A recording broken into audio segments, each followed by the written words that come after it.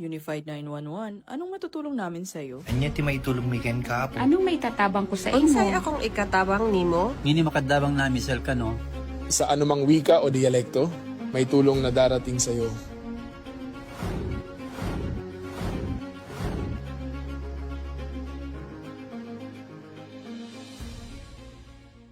Lilingkod sa bawat Pilipino at magbibigay ng tamang impormasyon para sa tahimik at maayos na Pilipinas. Police News Network, alagad ng batas, tagapagtaguyod ng balitang pulis, sandigan ng mamamayan, patnubay ng katotohanan. La Campo Crame, maghahatid ng pinakahuling kaganapan at nagbabagang balita. Ito ang PNN Police News Network. At ngayon, ang inyong mga tagapagbalita. Magandang araw, bagong Pilipinas. Ako ang inyong alagad ng batas, tagataguyod ng Balitang Pulis. Ako po si Patrolman Edwin Baris. Maghahatid sa inyo ng tamang balita, kwento ng pulis at serbisyo para sa mamamayan. At ito ang PNP News Online. Ang pangunahing balita ng Police News Network, alagad ng batas, tagataguyod ng Balitang Pulis.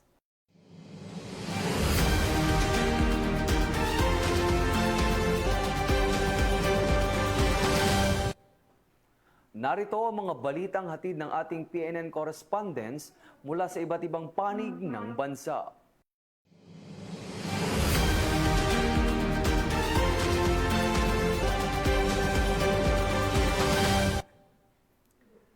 Nagbigay ng saya at pag-asa ang mga miyembro ng PNP Women and Children Protection Center at PNPA Female Lakan matapos ang kanilang pamaskong handog sa mga batang na biktima ng karahasan sa Cainta, Rizal. Magbabalita dyan si Police Corporal Sana Rose Luna.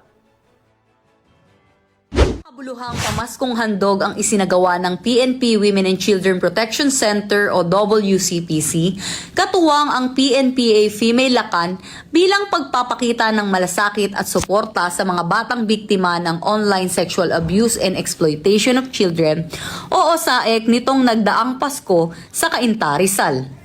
Ang outreach program na ito ay pinangunahan ni Police Brigadier General Maria Sheila T. Portento, hepe ng WCPC, at kasulukuyang Female Lakan Police Brigadier General MSTP, kasama ang mga tauhan ng WCPC at miyembro ng PNPA Female Lakan, kung saan ay nagbahagi ng Jollibee Pack Meals, libro, kaba ng bigas at school supplies para sa mga bata. Layunin ng aktibidad na ito na maibalik ang ngiti at pag-asa sa puso ng mga bata, hindi lamang sa panahon ng Kapaskuhan. Maipadama sa kanila ang ating suporta, ang saya, pagmamahal at kalingang karapat-dapat sa bawat isa. Ayon sa WCPC, mahalaga ang ganitong mga program hindi lamang upang maghatid ng kasiyahan, kundi upang ipaalala sa mga batang biktima ng pang-aabuso na hindi sila nag-iisa at may mga institusyong katulad ng PNP WCPC na handang umalalay at magprotekta sa kanila. Dagdag pa rito, binigyang diin ng mga miyembro ng PNPA Female Lakan ang patuloy na kampanya laban sa OSAEC at ang kanilang suporta sa mga advokasya ng WCPC sa pagprotekta sa karapatan at kapakanan ng bawat bata. Samantala, nagbigay ng taus-pusong mensahe ng pasasalamat ang Operations Manager ng Shechem Children's Home Incorporated na si Miss Annalyn Ablao, bilang pagkilala sa patuloy na malasakit at suporta ng mga katuwang ng ahensya at individual na naglaan ng oras, pagsisikap at pagmamahal para sa mga batang nasa kanilang pangangalaga. At maraming salamat sa pagpunta niyo po dito. Alam ko, hindi ito ang first time na nagpunta kayo po dito, na nagpaula, nagpasaya sa aming mga kabataan. Lalo na ngayong Christmas season na kung saan nandun yung triggers nila na nanilungkot sila na hindi kasama yung family. Pero at least sa present po ninyo, sa activity na gagawin natin, ay nandun kahit pa paano ay maibsan yung kanilang pag-release, kanilang pag-release. Ang pamaskong handog na ito ay paalala na may pag-asa, may kalinga at may mga taong handang magmahal at maglingkod. Sa bawat ngiti ng mga bata, Pinagtitibay ang paninindigan na ipagtanggol ang kanilang karapatan at bigyan sila ng ligtas at mapagmahal na kinabukasan. Mula sa PNP Women and Children Protection Center, ako ang inyong PNN Correspondent Police Corporal Sana Rose Luna, alagad ng batas, tagataguyod ng Balitang Pulis. Maraming salamat, Police Corporal Luna. PNP gugunita ng ika-32nd Ethics Day nitong ika-5 ng Enero. Itinatampok ang integridad at disiplina sa serbisyo. Yan ang tintukan ni Patrolwoman Sari Bernales. Ng Philippine National Police ang ika-32nd PNP Ethics Day sa ika-5 ng Enero taong kasalukuyan. Gaganapin ito sa NHQ PNP Main Building Lobby, Camp Brigadier General Rafael T. Crame, Quezon City. Ang paggunita ay isasagawa sa temang Integridad at Disiplina, pundasyon ng serbisyong mabilis, tapat at nararamdaman tungo sa bagong PNP para sa bagong Pilipinas. Pangungunahan ni Police Lieutenant General Jose Melencio C. Nartates Jr., Acting Chief ng Philippine National Police, ang programa kung saan bibigyang diin ang kahalagahan ng etikal na asal, disiplina at pananagutan sa police service. Magsisilbi ang okasyon bilang paalala sa bawat pulis na ang tiwala ng mamamayan ay patuloy na pangangalagaan sa pamamagitan ng tapat at makataong paglilingkod. Alinsunod sa adhikain ng bagong PNP para sa bagong Pilipinas, serbisyong mabilis, tapat at nararamdaman.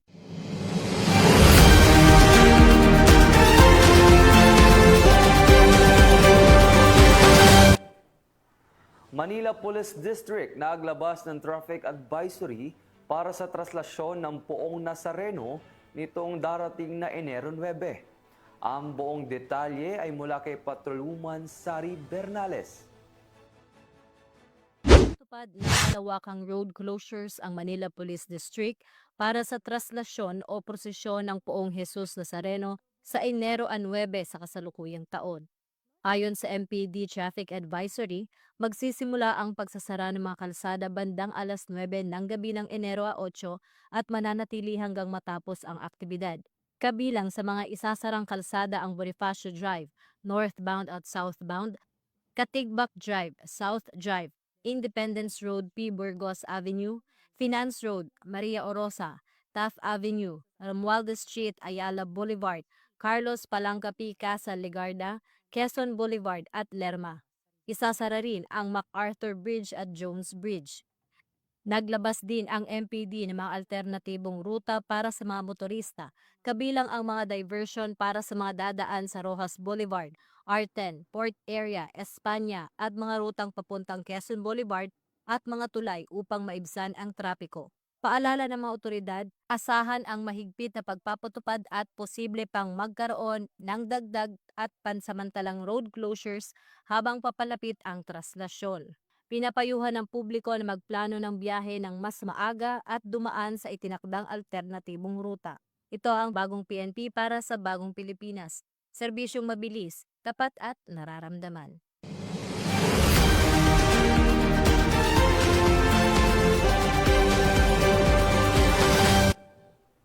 Sa patuloy na kampanya ng PNP kontra iligal na droga at kriminalidad, aabot sa 1.36 million pesos na halaga ng iligal na droga at baril ang nakumpiska sa isinagawang operasyon ng mga otoridad sa Rizal. 2 sospek arestado. Magbabalita dyan si Patrolman Adrian Dayao. Sa may 1 milyong pisong halaga ng ilegal na droga at isang baril ang nasamsam ng mga otoridad mula sa 2 high-value individual sa isinagawang bypass operation sa Cainta, Rizal. Ayon sa Rizal Police Provincial Office, isinagawa ang operasyon ng Cainta Municipal Police Station, Station Drug Enforcement Team sa Barangay Santo Domingo noong Disyembre 21. Naaresto sa operasyon ng 2 sospek na kanilang si alias Bornok, 32 anyos at si alias Tres, 22 anyos na umano'y sangkot sa ilegal na bentahan ng droga sa lugar. Nasamsam mula sa mga sospek ang siyam na sachet na hinihinalang shabu na may timbang na higit kumulang 200 gramo, isang .22 caliber revolver, 4 na bala, at bypass money. Kasalukuyang nasa kustodiya ng Cainta Custodial Facility ang mga sospek at maharap sa kasong paglabag sa Comprehensive Dangerous Drug Act of 2002.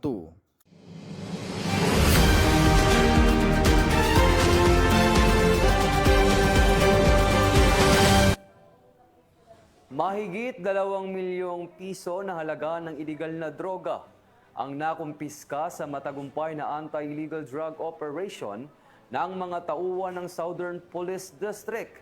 Ibabalita yan ni Patrolman Adrian Dayao. Ng Southern Police District ang iligal na droga nagkakahalaga ng mahigit 2 milyong piso at naaresto ang 78 katao sa loob ng isang linggong kampanya laban sa iligal na droga mula Disyembre 15 hanggang 21. Ayon kay SPD Director, Police Brigadier General Randy Arceo, kabilang sa mga naaresto ang 3 high-value individuals at 5 street-level individual sa isinagawang intelligence-driven operation. Nasamsam mula sa operasyon ang 316.81 gramo ng shabu, 199.3 gramo ng marijuana at 130.81 gramo ng kush na may kabuang tinatayang halaga na mahigit 2 milyong piso. Ang tagumpay na ito ay patunay sa patuloy na dedikasyon ng Southern Police District sa kaligtasan ng komunidad laban sa iligal na droga sa kanilang lungsod.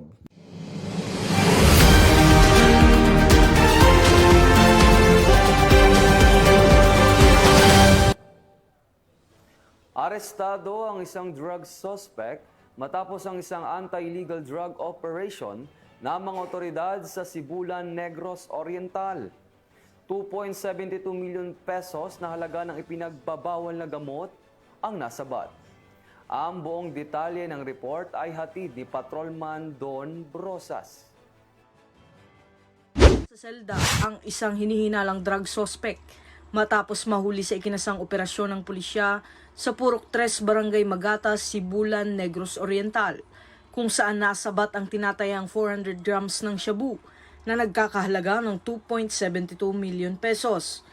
Kinilala ang suspect na si alias Makmak, 33 anyos. Ayon kay Negros Island Regional Director Police Brigadier General Arnold Thomas Ibay, nahuli ito dakong alas 3:11 ng hapon sa ikinasang operasyon ni na Police Captain Jonah Akal at Police Lieutenant Colonel Marlon Malorca sa ilalim ng direktiba ni Police Colonel Crescente Tiguelo.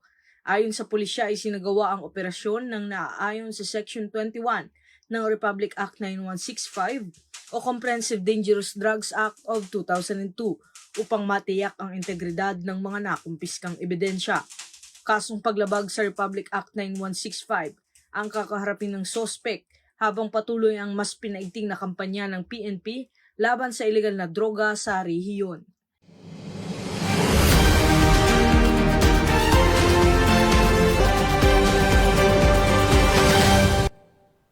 At yan ang iniulat ng ating mga PNN correspondent mula Luzon, Visayas at Mindanao. Sa ngalan ng pamunuan ng Philippine National Police, sa pangunguna ni Acting Chief PNP Police Lieutenant General Jose Melencio Nartates Jr. at sa pamumuno ni President Ferdinand Bongbong Marcos Jr., kami ay maglilingkod sa bawat Pilipino at magbibigay ng tama at balanseng balita. Mula rito sa tanggapan ng tagapag-ugnay ng Pambansang Pulisya, ako ang inyong alagad ng batas, tagataguyod ng Balitang Pulis. Ako ang inyong tagapag-ugnay, Patrolman Edwin Baris. Maghahatid ng tamang balita, kwento ng pulis at serbisyo para sa mamamayan. At ito ang PNP News Online. Ito ang bagong PNP para sa bagong Pilipinas. Serbisyong mabilis, tapat at nararamdaman.